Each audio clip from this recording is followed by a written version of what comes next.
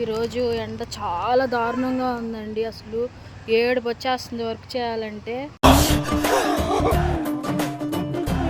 Morning నుంచి గాలి లేదు, ఏం లేదు. అసలు ఎండ తిక్క లేపుతుంది ఓ పక్క.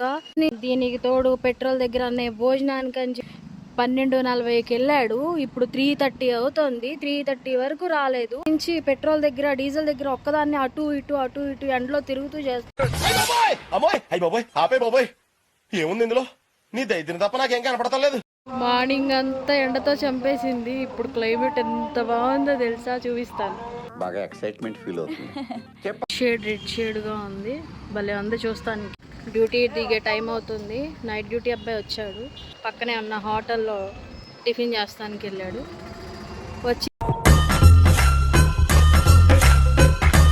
వచ్చాడు, నన్ను దించకుండా అటు వెళ్ళి అటు ఇటు తిరుగుతున్నాడు, కానీ నన్ను మాత్రం డ్యూటీ దించట్లేదు.